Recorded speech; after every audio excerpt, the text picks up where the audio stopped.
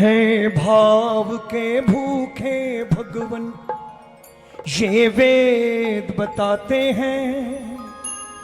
जब भक्त पुकारे प्रेम से प्रभु दौड़े आते हैं, प्रभु दौड़े आते हैं। कोई भावना से ज्योत को जगा के देख ले, बोलती है मूर्ति बुला के देख ले।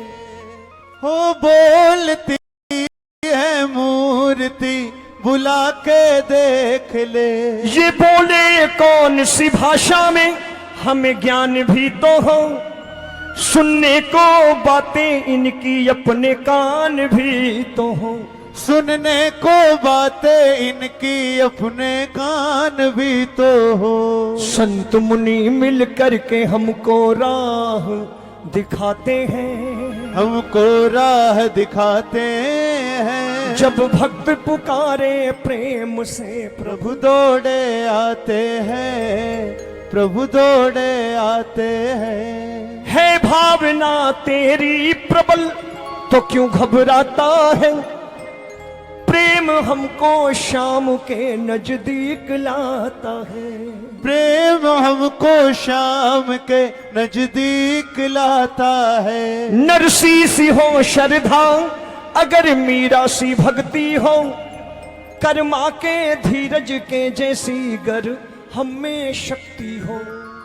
कहता रोमी विदुरानी का ये साग भी खाते हैं, ये साग भी खाते हैं। जब भक्त पुकारे प्रेम से प्रभु दौड़े आते हैं, प्रभु दौड़े आते हैं। नरसी सी हो श्रद्धा, हम आप एक दर्शनों के लिए तरस रहे हैं। कल्पना करिए कैसी भक्ति रही होगी नरसी की, जब जब बुलाया तब तब आना पड़ा। कैसे कर्म रहे होंगे नरसी के। नानी बाई का मायरा, नरसी का भाग। मेरा जब जब दुनिया में भगवान की कथा कही जाती है तो मुख्य यजमान की भूमिका भक्त निभाता है। जब जब कहीं भगवान की कथा होती है मुख्य यजमान की भूमिका भक्त निभाता है। लेकिन जब जब भक्तों की कथा होती है तो मुख्य यजमान की भूमिका स्वयं ठाकुर निभाता है और अपने भक्तों के बीच में किसी ना किसी रूप में बैठ करके अपने भगत की कथा सुनता है। आज नानी बाई का मायरा नरसी का भात सुनाऊं इस भाव के साथ, इस संकल्प के साथ कि मेरा मोर मुकुट बंसी वाला आपके बीच में किसी ना किसी रूप में बैठ करके अपने भगत की कथा सुनेगा। अब मैं जिस मर्यादा के साथ सुनाऊं ये मेरी अपनी बात है, आपको कैसे सुनना है ये आप जाने, क्योंकि ठाकुर आपके बीच में किसी ना किसी रूप में बैठा होगा। आओ समर्पित कर रहा हूं नानी बाई का मायरा नरसी का भाव।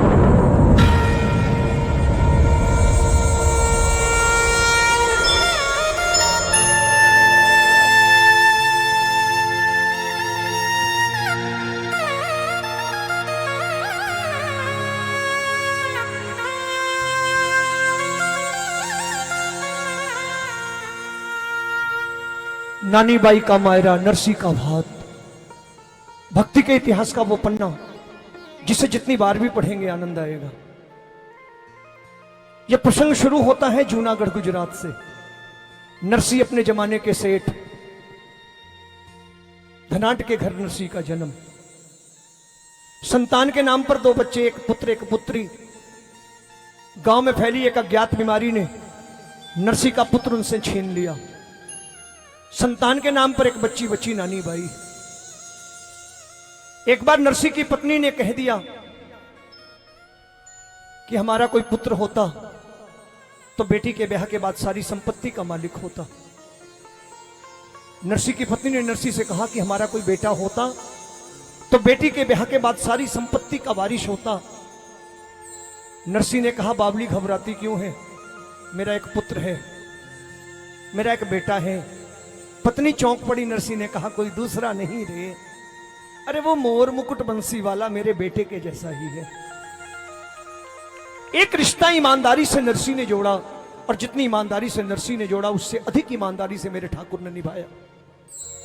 नरसी ने जिस दिन अपनी इकलौती बेटी नानी का ब्याह किया, उसी दिन निश्चय किया कि आज पुत्री के विवाह के बाद मेरी सारी संपत्ति का मालिक मेरा पुत्र मोर मुकुट बंसी वाला है।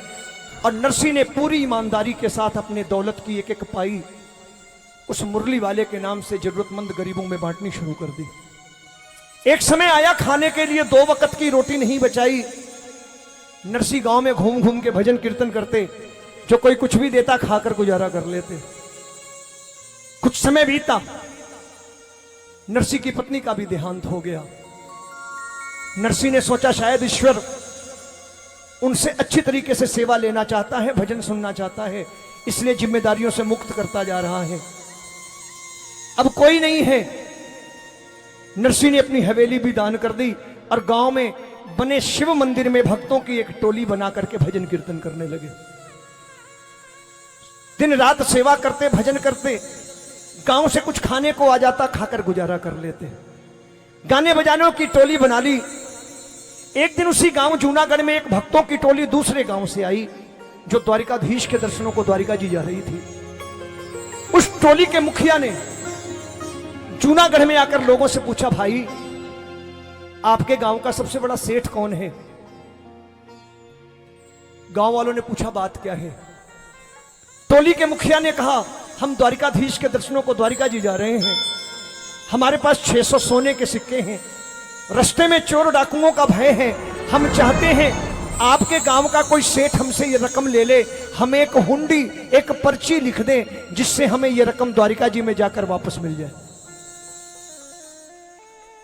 भक्तों ने नरसी का उपहास उड़ाने के लिए, गांव वाले ने नरसी का अपमान करने के लिए कह दिया, हमारे गांव का सबसे बड़ा सेठ नरसी है, बहुत बड़ा भगत बना फिरता है, पास के शिव मंदिर में मिलेगा, जाओ हुंडी लिखवा लो। हुंडी लिखने से इनकार करे, जबरदस्ती पैसे देना और हुंडी लिखवा लेना। पता बता दिया। शिव मंदिर पहुंचे भक्तों की टोली के साथ भगत। उस टोली के मुखिया ने हाथ जोड़ करके भजन कीर्तन में लीन नरसी और उनके साथियों से पूछा, भाई आप में से नरसी सेठ कौन है? नरसी हाथ जोड़ के खड़े हो गए, कहने लगे, सेठ नहीं रहा, नरसी अवश्य हूं, आदेश करो, क्या कार्य पड़ गया? भक्तों ने कहा, सेठ द्वारिकाधीश के दर्शनों को द्वारिका जी जा रहे हैं, 600 सोने के सिक्के हैं, रास्ते में चोर डाकुओं का डर है, रख लो, एक हुंडी लिख दो, पर्ची लिख दो। नरसी ने कहा, मेरी हुंडी अब नहीं चलती, मेरा समय समाप्त हो चुका है। भगत ने कहा, बहाने मत करो। टोली के मुखिया ने कहा, बहाने मत करो, मदद करो हमारी, हम दर्शनार्थी हैं, आप भी भगत हो। जबरदस्ती वो रकम नरसी को दे दी कि रकम रखनी पड़ेगी, हुंडी लिखनी पड़ेगी। जबरदस्ती रकम नरसी को दी। नरसी ने सोचा, शायद उस मोर मुकुट बंसी वाले को हम 4 दिनों से भूखे भक्तों पर दया आ गई है, हमें 4 दिनों से भोजन नहीं मिला गांव से, ये रकम हमारे भोजन भंडारे के लिए शायद ठाकुर ने भिजवाई है। नरसी ने जबरदस्ती दी हुई रकम रख ली, विश्वास के साथ एक हुंडी द्वारिकाधीश के नाम लिखी, कहा जाओ द्वारिका के सबसे बड़े सेठ द्वारिकाधीश से ये पैसे वापस मांग लेना। भगत पहुंचे द्वारिका जी। सुबह से शाम हो गई, बाजारों में घूमते, कोई द्वारिकाधीश नाम का सेठ नहीं मिला जो हुंडी स्वीकार करके रकम वापस करता। भक्तों ने सोचा, ठगे गए, रकम चली गई, चलो जिस काज आए हैं वो काज कर लें, वापस लौटते समय नरसी से रकम का हिसाब भी कर लेंगे। शाम का समय है, भगत मंदिर के प्रांगण में प्रभु के दर्शन कर रहे हैं। अचानक एक सांवरा सलोना युवक मंदिर के प्रांगण में प्रवेश करता है। एक एक करके लोगों से पूछता है, भाई आप में से कौन से भगत जूनागढ़ से आए हैं जो मेरे सेठ नरसी की हुंडी लाए हैं? हुंडी शब्द सुना, जान में जान आई, जेब से हुंडी का पर्चा निकाल के सौंपा। उस सांवरे सलोने युवक ने उतनी रकम निकाली, गिन करके भक्तों के हाथ में रख दी और कहा, जा करके उस नरसी से कहना ऐसी हुंडियां रोज लिखा करे, मैं यहां बैठ करके स्वीकारने को तैयार। बोल बाके बिहारी लाल की। ऐसी हुंडियां रोज लिखे, मैं सकारने को तैयार हूं। उसी नरसी की बेटी नानी, और नानी बाई के ससुराल में नानी बाई की बेटी सुलक्षणा का ब्याह। नानी बड़ी खुश है, वर्षों बाद खुशियां आई हैं, पीहर से भी लोग आएंगे, बाबा से मुलाकात होगी, हालचाल देखूंगी, बाबा को देखूंगी। बड़ी खुश है नानी। लेकिन नानी की सास ने कहा, सुन बहू रानी, तेरा बाप भिखारी है और तेरा तो कोई भाई भी नहीं जो तेरा हाथ भरे। हम तेरे भिखारी बाप के पास शादी का निमंत्रण नहीं भेजेंगे, खुश होने की आवश्यकता नहीं है। नानी ने रोकर ससुराल वालों के पांव पकड़े कि मेरे बाबा के पास कम से कम निमंत्रण पत्र भेजो, बाबा जो कुछ भी बन पड़ेगा जरूर लाएगा, इसी बहाने बाबा से मुलाकात हो जाएगी। ससुराल वालों ने चाल चली कि नरसी के पास निमंत्रण भेज दो, मगर भात के सामान की सूची लंबी कर दो। गरीब नरसी पढ़ करके आने का साहस ना कर सके। निमंत्रण पत्र मनुहार पत्रिका पहुंची नरसी के पास। नरसी ने जब पत्रवाहक से यह सुना कि उसकी दोहती का ब्याह है तो बहुत खुश हुए कि मैं जरूर आऊंगा। लेकिन पत्र लाने वाले ने कहा, भगत जी ऐसे नहीं आना है, ये भात के सामान की सूची देख लो, इसके लिए बिना आ मत जाना, ये भात का सामान भी साथ लाना है। नरसी ने जब भात के सामान की सूची ली, कहा तुम गलत पते पर आ गए हो। इस भात के सामान की सूची के सबसे ऊपर लिखा है श्री हरि। हम कोई भी पत्र लिखते हैं तो ऊपर लिखते हैं ना श्री हरि। बोले ये पत्र तो श्री हरि के लिए, मेरे लिए नहीं है, ये मेरे बेटे मोर मुकुट बंसी वाले के लिए है। मैं तो गरीब बाप ऐसे भी चला आऊंगा बिना बुलाए, मैं गरीब बाप बिना निमंत्रण के भी घर पहुंच जाऊंगा, बेटी के घर जाना है। लेकिन इस निमंत्रण पत्र की जरूरत तो मेरे बेटे मुरली वाले को है, क्योंकि भात तो मेरी बेटी का उसी ने भरना है। नरसी ने वो पत्र, वो भात के सामान की सूची द्वारकाधीश के चरणों में द्वारिका जी भिजवा दी कि तू जाने तेरा, तू जाने एक गरीब बाप टूटी बैलगाड़ी पे बैठ के, गाने बजाने वालों की टोली, बूढ़े बीमार बैल, गांव में भी कोई अच्छा व्यक्ति चलने को तैयार नहीं हुआ, सारे हंसी उड़ाते थे। किसी ने टूटी बैलगाड़ी दे दी, किसी ने बूढ़े बीमार बैल दे दिए। गांव के जो नकारा थे, जो इस उम्मीद में चल पड़े कि मेहमान बन के जाएंगे, कुछ दिन अच्छा भोजन मिल जाएगा, वो नरसी के साथी बन गए। टूटी बैलगाड़ी, बूढ़े बीमार बैलों के साथ गाने बजाने वालों की टोली लेकर नरसी पहुंचे बेटी के दरवाजे पर। बाबा के आने की बात सुन के नानी चाव से दौड़ी दौड़ी बाहर आई है। मुलाकात हुई है, कुशल क्षेम हुआ है। नानी ने नजर दौड़ाई कि बाबा खाली हाथ आया है। नानी बोली, बाबा मेरे भात का सामान कहां है? नहीं लाए। नरसी ने कहा, बेटी तू भी मेरा उपहास उड़ाती है, तुझे मालूम नहीं मैंने दुनियादारी छोड़ दी। नानी ने रो करके कहा, बाबा आपने दुनियादारी छोड़ी, मैंने नहीं छोड़ी। बड़ी मुश्किल से निमंत्रण भिजवाया था, अगर भात का सामान नहीं लाना था तो आए क्यों? क्यों आए? नरसी रो पड़े, वाह इतनी बड़ी हो गई मेरी बेटी। पिता गरीब हो जाए, पिता गरीब हो जाए तो क्या बेटी से मिलने का अधिकार भी खो बैठता है? अरे मैं तो तुमसे मिलने आया हूं, तेरा भात तो तेरा भाई मोर मुकुट बंसी वाला लाएगा। सांवरो आवेगो, थारो वीरो आवेगो, चिंता मत कर, सांवरो जरूर आवेगो। ये भरोसा नरसी का है, ये विश्वास नरसी का है। आओ समर्पित कर रहा हूं।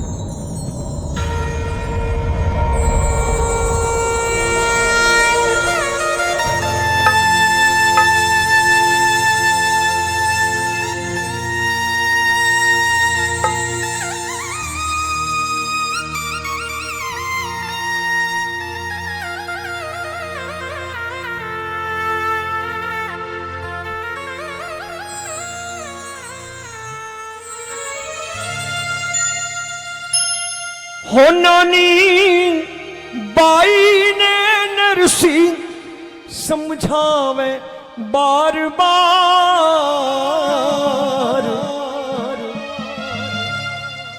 सावल वीरो ल्यासी मायरो।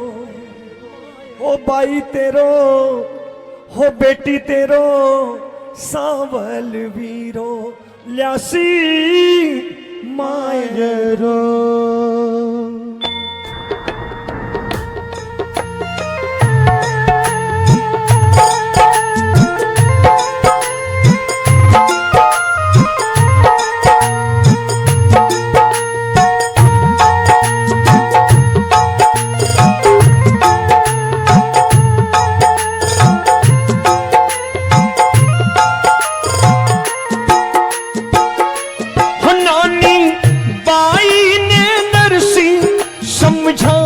बार बार नानी भाई दे दर्शी समझावे बार बार। सावल वीरो ल्यासी मायरो, ओ भाई तेरो सावल वीरो ल्यासी मायरो। हो बेटी तेरो, सावल वीरो ल्यासी मायरो।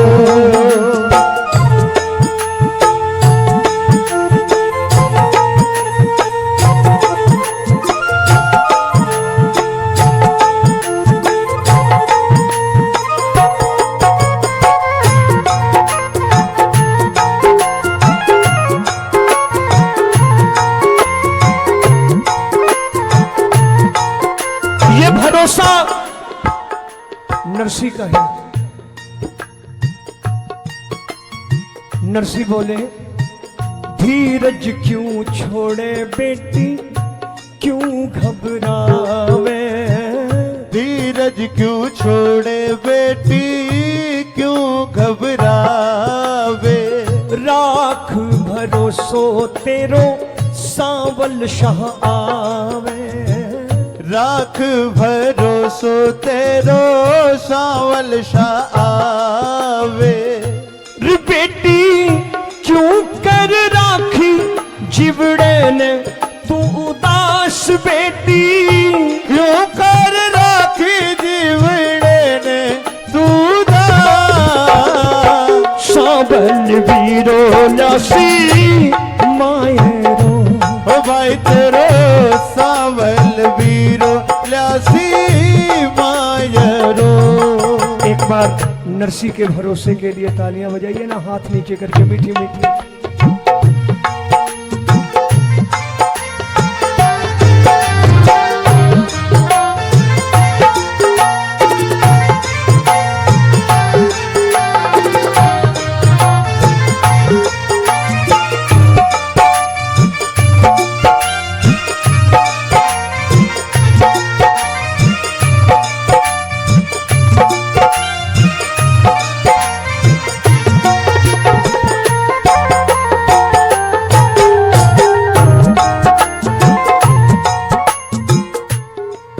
ये भरोसा नरसी का है, ये विश्वास नरसी का है।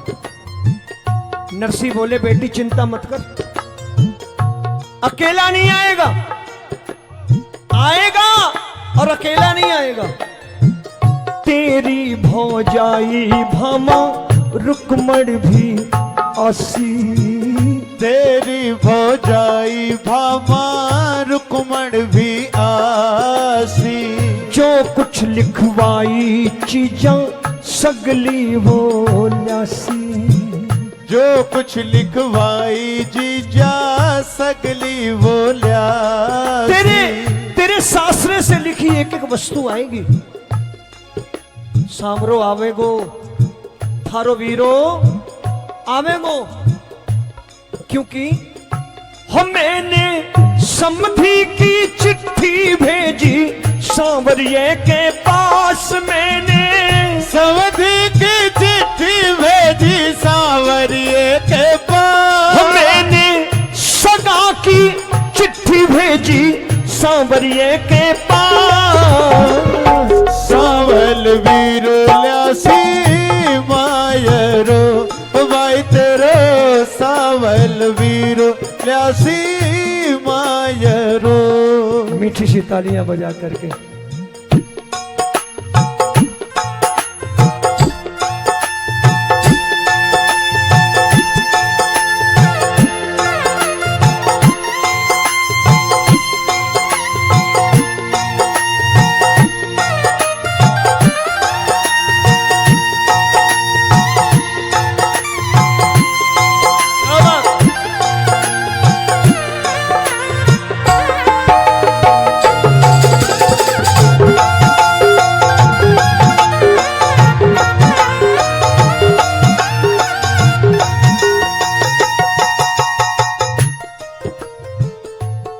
ये भरोसा नरसी का है। कहने लगे बेटी चिंता मत कर, सांवरियो है मारो सुख दुख को साथी। सांवरियो है मारो सुख दुख को साथी। टूटी जद गाड़ी आयो बन करके खाती। टूटी जद गाड़ी आयो बन करके खाती। अपने भक्तों के लिए क्या से क्या बन जाते हैं। हरि अनंत हरि कथा अनंता, कहीं सुनहि बहुविधि सब संता।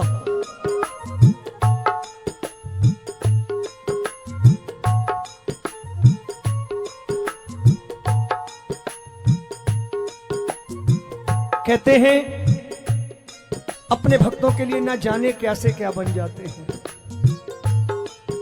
प्रबल प्रेम के पाले पड़ के प्रभु को नियम बदलते देखा। खुद का मान भले टल जाए, भक्त का मान ना टलते देखा। एक नहीं अनगिनत उदाहरण है। झूठी कहानियों की आवश्यकता नहीं है, अध्ययन की आवश्यकता है। आज हम झूठी कहानियां सुन रहे हैं बैठकर और तालियां बजा रहे हैं।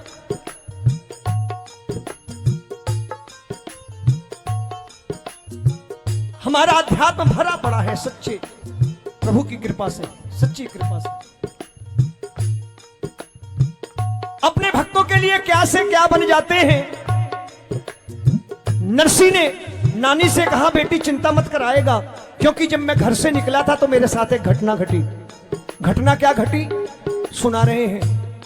जब नरसी घर से बाहर निकले, गांव से थोड़ा बाहर आए, बैलगाड़ी टूटी थी, बैल मर रहे थे, भक्तों का बोझा उठा नहीं, बैलगाड़ी गड्ढे में पड़ गई, बैल गिर पड़े।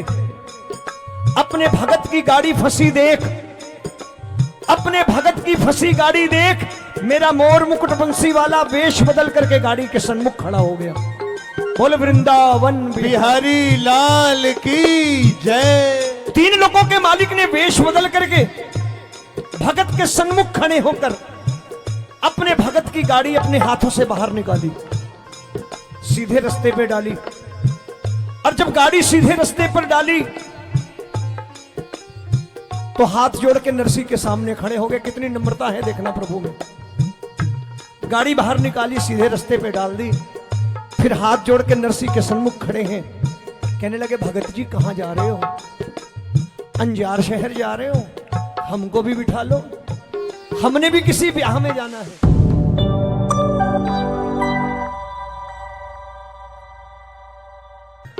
नरसी ने कहा कैसी बातें करते हो, दिखाई नहीं देता। बैल मरने को, बैलगाड़ी टूटी, हमारा बोझा उठता नहीं, तुम्हें बिठा ले।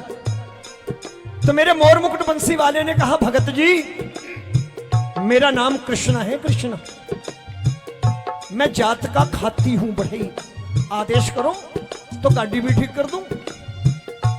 नरसी के नेत्र सजल हो उठे कि मेरी थैली में थैला नहीं है मजदूरी देने के लिए, तुम्हारा यही उपकार काफी है, तुमने गाड़ी बाहर कर दी, बैल सीधे कर दिए। अब गाड़ी ठीक करवा लूं तो मजदूरी क्या दूंगा, मेरे पास तो कुछ नहीं, तो गाड़ी ठीक कैसे कराऊं। तो मेरे मोर मुकुट बंसी वाले ने मुस्कुरा करके कहा भगत जी सुनना, आपकी गाड़ी तो ठीक करूंगा ही करूंगा। अब देखना कितनी नम्रता है प्रभु में। कहने लगे आपकी गाड़ी ठीक करूंगा ही करूंगा, मेरी एक शर्त है, एक विनती है। शर्त यह है कि गाड़ी ठीक करने के बाद हाँकूंगा मैं, चलाऊंगा मैं। देखते हैं, देख लो कैसे है। कहने लगे गाड़ी ठीक करने के बाद हाँकूंगा मैं। और थोड़ी देर पहले सुंदर सुंदर भजन गा रहे थे, 2-4 भजन मुझे भी सुना देना, मेरा रास्ता भी कट जाएगा, मजदूरी भी मिल जाएगी। अंकित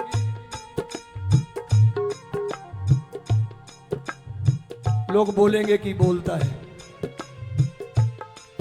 ये जो 56 भोग लगा है ना, ये सब हम में बांट दिया जाएगा। भजन और उसके भाव, भजनों के भाव का ये भोग लगाता है। मैं एक सवाल पूछ रहा हूं, अगर ये भोग भजन ही भोग और भाव है प्रभु के, तो ये अधूरे क्यों गाए जाए? आपको कोई दाल दे दे रोटी ना दे तो कैसा लगेगा? सब्जी दे दे रोटी दाल गायब कर दे तो कैसा लगेगा? ये कोई चित्रहार थोड़ी है। और हम भी कैसे खुश होते हैं, कमर हिलाई, दो दो लाइनों के चित्रहार सुने, चलो जी हो गया। बोले बड़ा मजा आया, पसीना खूब आया था। अरे आंखों के दो आंसू बहा लो यार, ठाकुर के दरबार में मन को नचा करके। पसीना बहाने के लिए दुनिया पड़ी हुई है, दुनिया में बहाना जा करके। यहां जब बैठा करो दो आंसू यहां से टपक पड़े तो समझ लेना हाजिरी सीधी जा रही है ठाकुर के दरबार। अपने भजनों को संभाल लो, अपनी संस्कृति संभाल लो, अपनी कथाओं को संभाल लो, वरना ये बच्चे टोटके सुनेंगे खाली। करोड़ों रुपए कथाएं और सुनाया क्या जा रहा है, ये टोटके ठाकुर को रिझाने के। वो ठाकुर टोटकों से रिझता है क्या? उसने टोटके किए थे जो आप उसकी पूजा कर रहे हो। उसने कर्म किया था, 14 वर्ष की उम्र में शीश का दान दिया था, तब आप चरणों में बैठे हुए हो। लेकिन हमने क्या बना दिया उसे? नहीं, जो शीश दान दिया वो तो सब कुछ दे सकता है। अरे जिसने शीश दान दे दिया, आप उससे और क्या लेना चाहते हो यार? शर्म नहीं आती? कभी ये सोच के उसके दरबार गए नहीं कि बाबा आज तुम्हारी याद आ रही थी, आज ये सोच के आया हूं अगर तुमने हमारे लिए सर ना कटाया होता तो हमारी क्या हालत होती? आज तुम्हारा धन्यवाद करने आ रहा हूं, तुमसे मिलने आ रहा हूं। गायक भी बताते रात को ठेला लगाओगे सवेरे फैक्ट्री का मालिक हो जाओगे, ऐसी कृपा करता है। ये कृपा है ठाकुर की। अरे उससे प्यार कब करोगे, उसका सम्मान कब करोगे कि नहीं आज तुम्हारी याद आ रही थी बाबा? कभी प्रभु से प्रेम करना आएगा कि नहीं आएगा हमें, कि सारी प्रार्थनाएं स्वार्थवश होंगी? हम मंदिर गुरुद्वारे इसलिए जाएंगे कि हमारा कारोबार बढ़ता रहे, सिर्फ इसलिए जाएंगे। जो दिया है उसका धन्यवाद नहीं करेंगे कि एक हाथ ना देता तो क्या कर लेते तुम्हारा, एक आंख ना देता तो क्या कर लेते तुम्हारा, एक टांग ना दी होती तो क्या कर लेते तुम्हारा। ये तुम्हारा धन्यवाद नहीं है कि तुमने इस लायक बनाया कि तेरे दरबार बैठे हुए हैं, साबुत सूरत बैठ करके तेरा नाम ले रहे।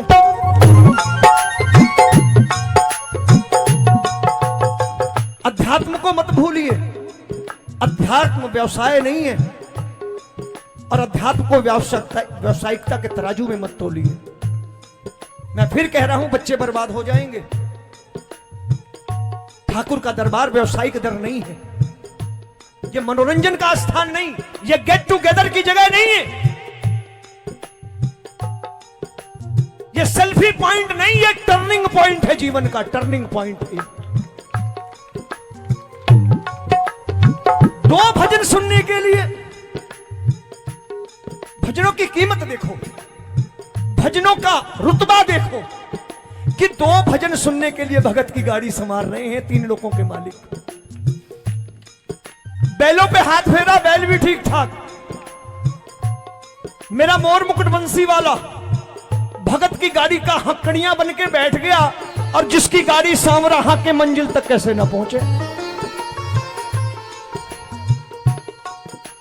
कन्हैया गाड़ी हाँक रहे हैं, नरसी कोने में ठाठ से बैठे हैं और भजन सुना रहे हैं। गोविंद मेरो है, गोपाल मेरो है, गोविंद मेरो है, गोपाल मेरो है, मेरो बाके बिहारी नंदलाल मेरो है। ओ मेरो बाके बिहारी नंदलाल मेरो है, गोविंद मेरो है, गोपाल मेरो है, गोविंद मेरो है, गोपाल मेरो है। जाके मस्तक मुकुट बिराजे, जाके मस्तक मुकुट विराजे, कानन में कुंडल छवि छाजे, कानन में कुंडल गाइए। छवि छाजे, चंदा सा मुखड़ा, जय हो। चंदा सा मुखड़ा नंदलाल मेरो है, गोविंद मेरो है, गोपाल मेरो है, गोविंद मेरो है, गोपाल मेरो है। तेरे भरोसे मेरी गाड़ी, तू जाने तेरा काम जाने गई। तेरे भरोसे मेरी गाड़ी, तू जाने तेरे काम जाने, तू जाने तेरो काम जाने, तू जाने तेरो काम जाने, तू जाने तेरे काम जाने, तू जाने तेरे काम जाने रे बाबा। तेरे भरोसे मेरी गाड़ी, तू जाने तेरो काम जाने। तेरे भरोसे मेरी गाड़ी, तू जाने तेरे काम जाने। तनरकित जाना से, तनरकित जाना से, तनरकित जाना से, तनरकित जाना से, तनरकित जाना से, तनरकित जाना से, तनरकित जाना से, तनरकित जाना से। आज भगत भगवान से पूछे मीठी मीठी बात, तनरकित जाना से। आज भगत भगवान से पूछे मीठी मीठी बात, तनरकित जाना से। नरसिंह ने पूछा कहां जाएगा? गाड़ी हाँकते हुए कन्हैया ने कहा, कृष्णा खाती नाम मेरा, नगर अंजार न जाना से, नगर अंजार न जाना से, नगर अंजार न जाना से। नानी बाई बहन धर्म की, मन्य धर्म निभाना से, मन्य धर्म निभाना से, मन्य धर्म निभाना से। आज भगत भगवान से पूछे मीठी मीठी बात, तनरकित जाना से। आज भगत भगवान से पूछे मीठी मीठी बात, तनरकित जाना से। नानी बाई बहन धर्म की, मन्य धर्म निभाना से। नरसिंह ने चौंक कर आंखें खोली, हैं? कौन है? थोड़ी देर पहले कह रहा था जात का खाती हूं, बढ़ई हूं, अब यहां तक आ गया कहता है कि मैं जात का मैं नानी बाई का भाई हूं। नरसिंह ने आंखें खोली,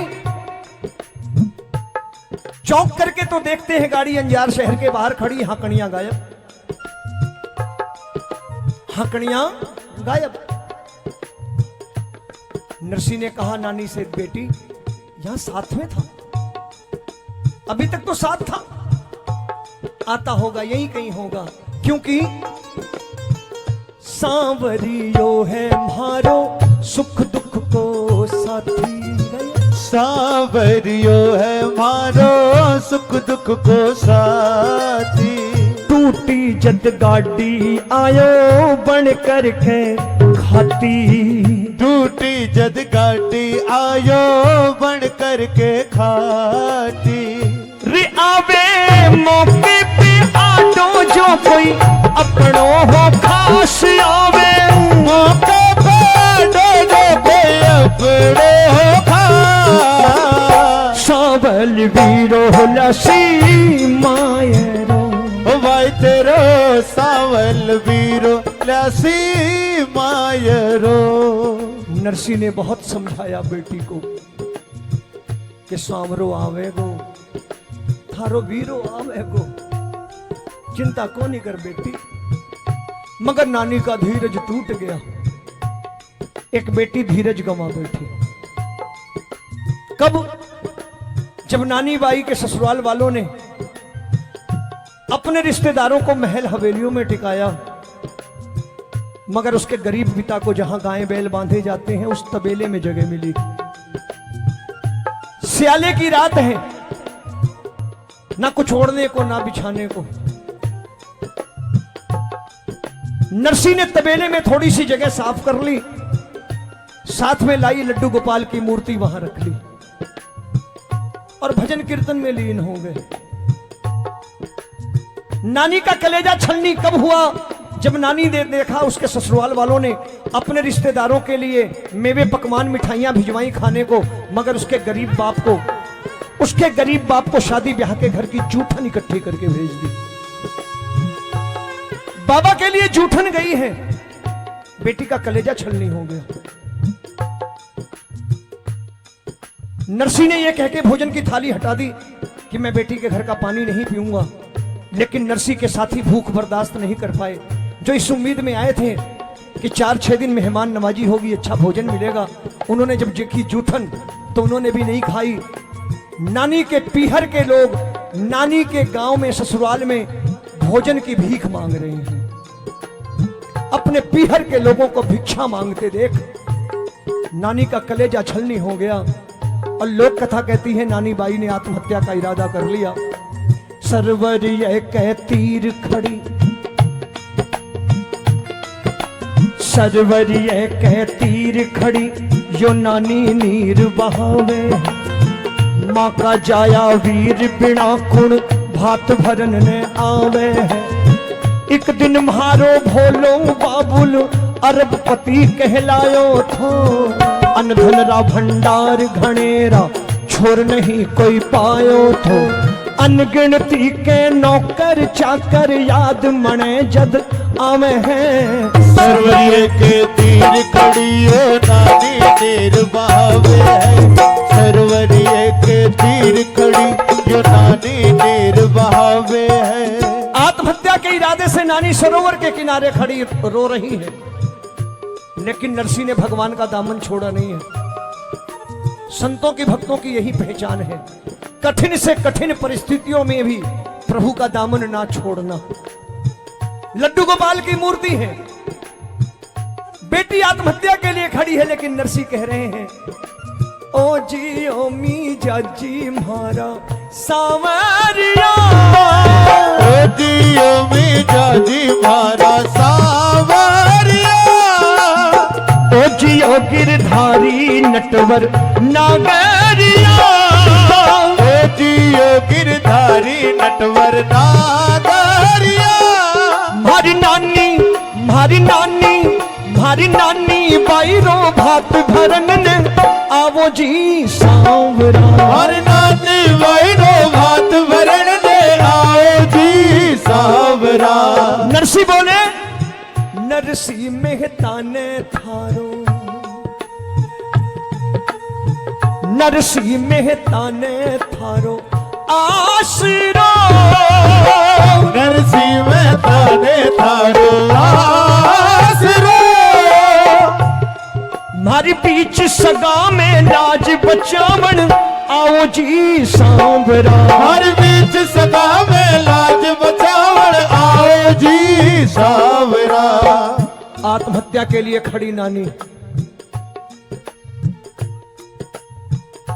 ताना मार रही है कन्हैया को, कहने लगी डर गया डर गया, सुन मुझे तेरे हीरे मोतियों का लालच नहीं है, मत लाना सोने चांदी, ये मत सोच मुझे लालच है तेरे हीरे मोतियों का। और ओए सुन, मायरे की चुनरी भी मत लाना, मैं अपने पति से कह के मंगवा के रखूंगी, बस खड़े हो जाना, आके खाली खड़े हो जाना, नहीं आया ना तो मैं तो प्राण त्यागूंगी, मेरा बापू भी जीवित नहीं रहेगा, क्योंकि तेरे ही भरोसे आयो, इतनी दूर से कहता मेरा बेटा आएगा भात भरने, तेरे ही भरोसे आयो सावरिया, तेरे ही भरोसे आयो सावरिया। थारी नानी बाई ने चुनर उड़ावा आओ जी सांवरा। हर नानी मैंने चुनर उड़ावा आओ जी सांवरा। दीनानाथ दयालु थारो नाम है, दीनानाथ दयालु थारो नाम है। भगतारी नैया पार लगावण आजो जी सांवरा। भगतारी नैया पार लगावण आओ जी सांवरा। कन्हैया तुम्हें एक नजर देखना, कन्हैया तुम्हें एक नजर देखना है। नरसी बोले संवरिया तुम्हें एक नजर देखना, संवरिया तुम्हें एक नजर देखना है। जिधर तुम छुपे हो, जिधर तुम छुपे हो, जिधर तू छुपा हो उधर देखना है। कन्हैया तुम्हें एक नजर देखना है। संवरिया तुम्हें एक नजर देखना है। नरसी की करुण पुकार मेरे मोर मुकुट बंसी वाले के कानों तक पहुंच गई। आत्महत्या के लिए खड़ी नानी, अचानक उसकी निगाह गांव के भीतर आने वाले रास्ते पर पड़ी है। बैलगाड़ियों पर बैलगाड़ियां आ रही हैं, नई बैलगाड़ियां नए सामान के साथ। नानी ने सोचा इतनी बैलगाड़ियां गांव में कभी देखी नहीं, कौन आ गया, कहीं मेरे बाबा की बात सच तो नहीं हो गई। थोड़ी देर के लिए आत्महत्या का इरादा टाल दिया। गांव के भीतर पहुंची, किसी गांव वाले से पूछा, भैया ये बैलगाड़ियां किसकी हैं, ये कौन आया है? गांव वाले ने कहा, बेटी एक बहुत बड़ा सेठ आया है गांव में, अपना नाम संवलिया सेठ बतलाता है। बोल संवलिया सेठ की जय। अकेला नहीं है, बड़ी सुंदर सी दो सेठानियां साथ में हैं। बहुत बड़ा सेठ है, सुंदर सी दो सेठानियां हैं, गहनों से लदी हुई हैं। लेकिन बेटी मुझसे एक बात बड़ी अजीब सी कर रहा था, सुनना गौर से। गांव वाले ने कहा, इतना बड़ा सेठ, सुंदर सी सेठानियां गहनों से लदी हुई, लेकिन मुझसे कह रहा था मैं तो नरसी का पुराना नौकर हूं, कभी नरसी की मुनीमी करता था, बही खाते लिखता था। नरसी मेरे पुराने सेठ हैं। उस जमाने में मेरे सेठ की एक हुंडी मुझ पर बकाया रह गई थी। आज उसी हुंडी की रकम के बदले भात का सामान लाया हूं, क्योंकि मेरे सेठ की बेटी के घर बेटी का ब्याह है। प्रबल प्रेम के पाले पड़ के प्रभु को नियम बदलते। इतनी नम्रता, कहने मैं तो नौकर हूं। आज जो 4 दिन की भक्ति कर लेता है, तेवर देख लो उनके। हाँ? आज जो 4 दिन की भक्ति करता है, उनके तेवर देखो, दरबार में आने के तरीके देख लो, दरबार में आने के तरीके देख लो। जिसने ये ओहदा दिया उसके दरबार में आने के तरीके देखो उनके। एहसास हो जाएगा कि हमारा ठाकुर कैसा है। कहने लगे मैं तो नरसी का नौकर हूं, मेरे सेठ की बेटी के घर बेटी का ब्याह है, भात का सामान लाया हूं। गांव वाले ने कहा, जा बेटी, मैंने तबेले में भेज दिया तेरे पिता के पास। इस दृश्य की कल्पना करना, रोंगटे खड़े हो जाएंगे। आगे आगे कन्हैया, पीछे नानी। कन्हैया तबेले में पहुंचे और तबेले का दृश्य देख के मुरली वाला हैरान कि नरसी ने भगवान का दामन अभी भी नहीं छोड़ा। लड्डू गोपाल की मूर्ति सामने है और अभी भी कह रहे हैं, सेठ बड़े तुम सांवरा, सेठ बड़े तुम सांवरा, मैं निर्धन कंगाल। सेठ बड़े तुम सांवरा, मैं निर्धन कंगाल। जोड़ी हमारी तुम्हारी बन के रहेगी मिसाल। बन के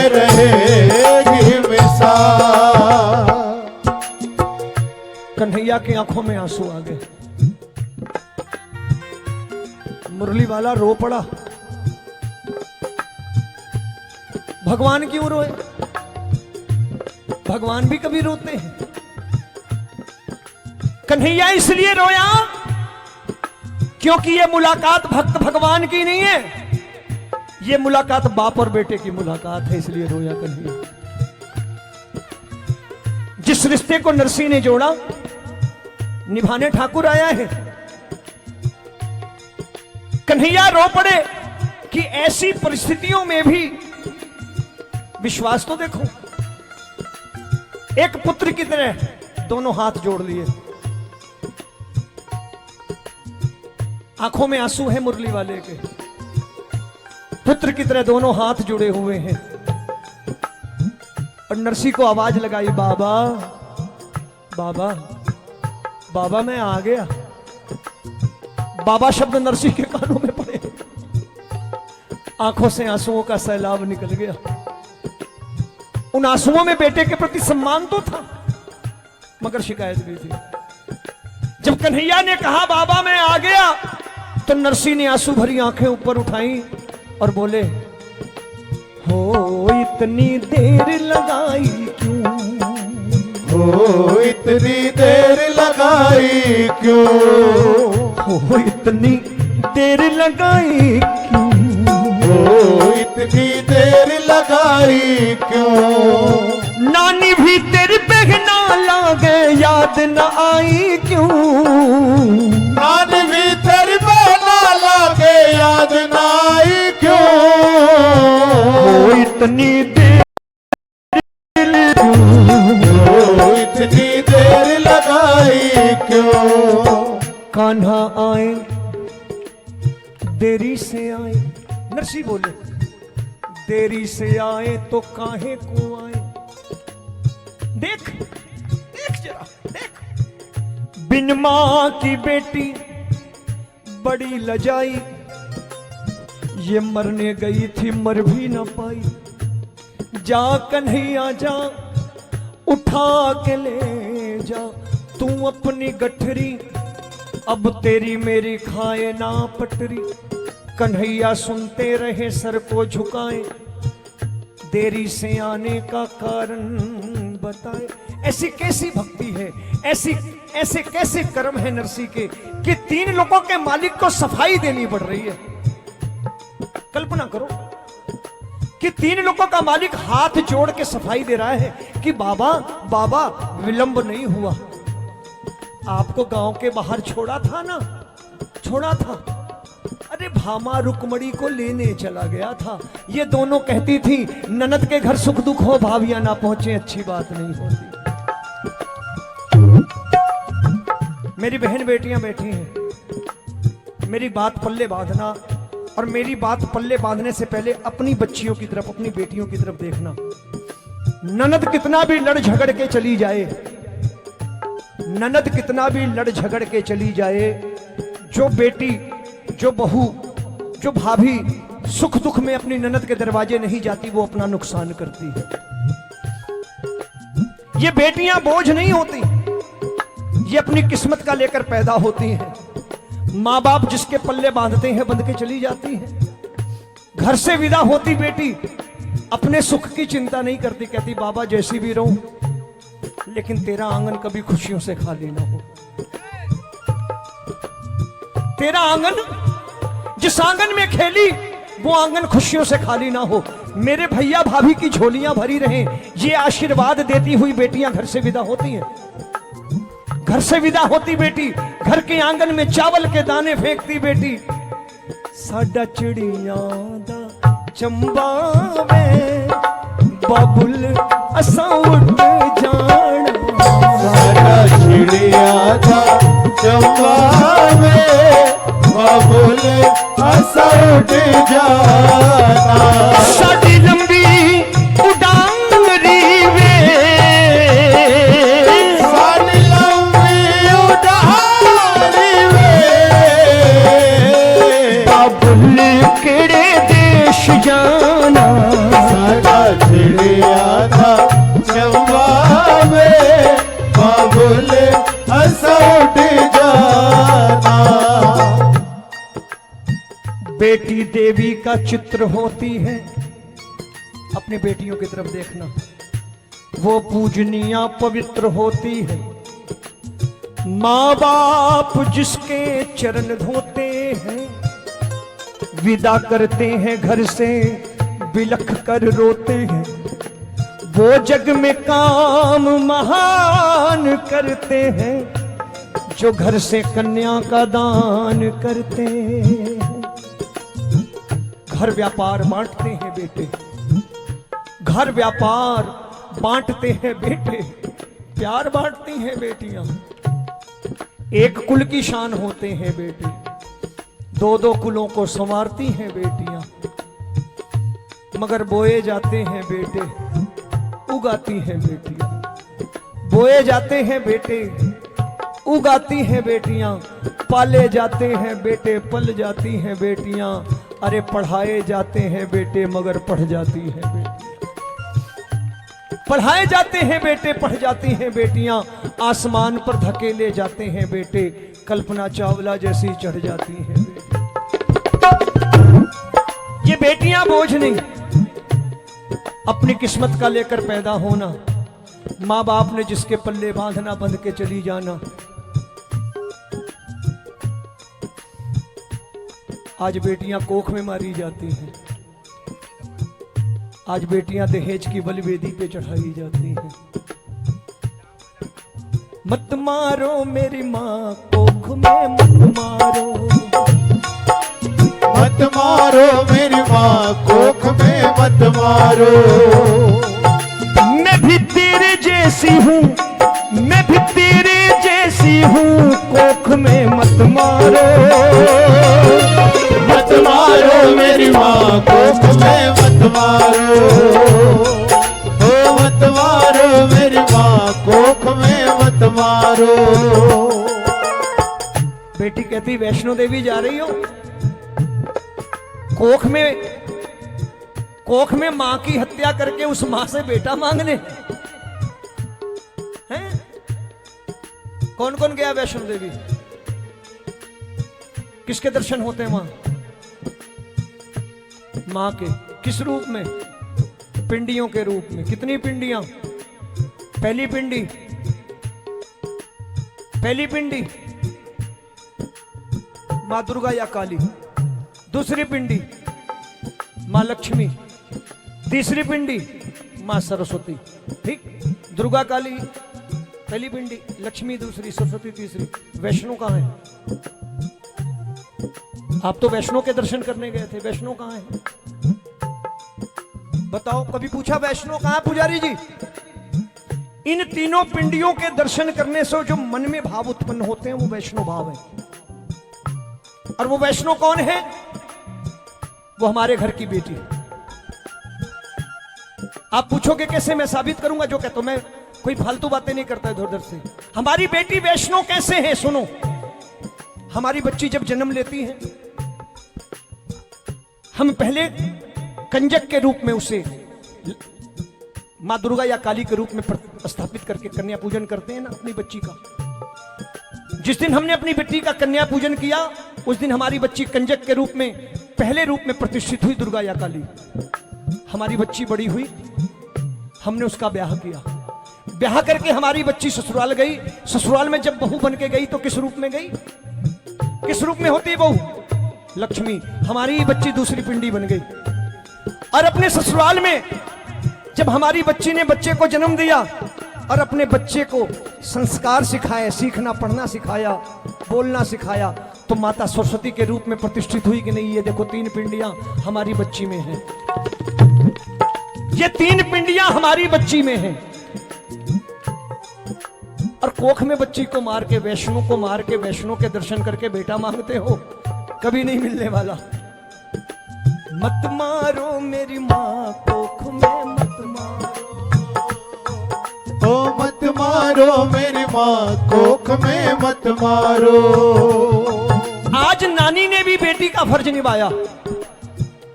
बड़ी बहन छोटी बहन भाइयों के लिए मां जैसी होती है। जब कन्हैया को डांट पड़ने लगी, नरसी डांटने लगे कि जा, तो नानी हाथ जोड़ के पिता के सामने खड़ी हो गई।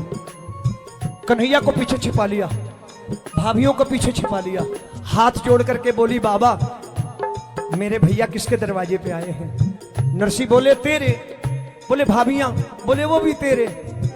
तो नानी ने कहा, बाबा पहली बार भैया भाभी लोग आए हैं, और अगर विलंब से आए हैं तो झगड़ा तो भाई बहन का होता है, आप बीच में क्यों बोलते हो? अरे घर का झगड़ा बाद में घर में निपटाएंगे ना, विलंब हो गया, पहली बार भैया भाभी आए हैं। बाबा भात का मुहूर्त बीत जाएगा, मैंने सारी उम्र ताने सुने हैं, मेरा भाई नहीं, आज मेरा भाई आया है, मेरी भाभियां आई हैं, घर का झगड़ा घर में निपटाएंगे, चलो भात भरने चलते हैं। पहले जिस नानी के कोई भाई नहीं, मेरा मोर मुकुट बंसी वाला भाई बन के आया है।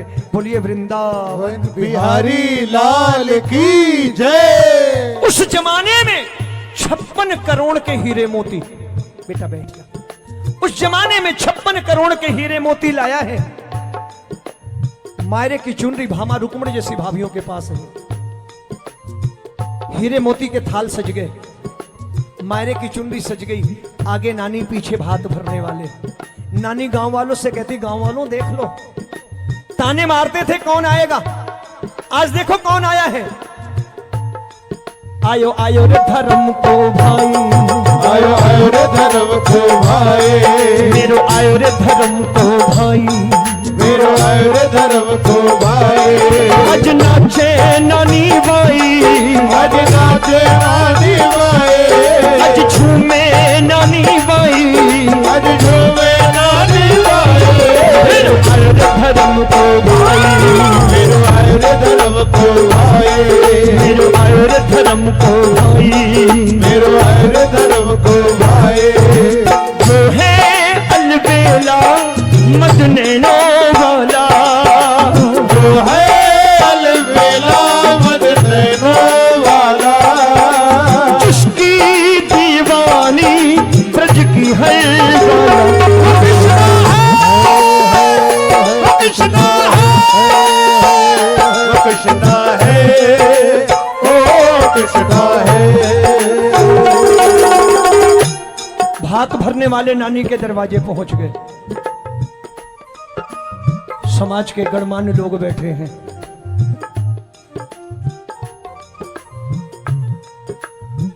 भात भरने वाले नानी के दरवाजे पहुंच गए, मगर कोई स्वागत को नहीं खड़ा है। एक बेटी का बाप आए, स्वागत कौन करे, और गरीब हो तो और बुरी बात। हम समाज के ठेकेदारों को देखो क्या हो गया, कहने को कहते हम सत्य सनातन हिंदू धर्म को मानने वाले लोग, हमारा धर्म ये कहता है क्या कि बेटी का बाप है स्वागत ही ना करे, और गरीब हो तो और बुरी बात। देखो ना समाज कहां पहुंच गया, कोई स्वागत को नहीं खड़ा।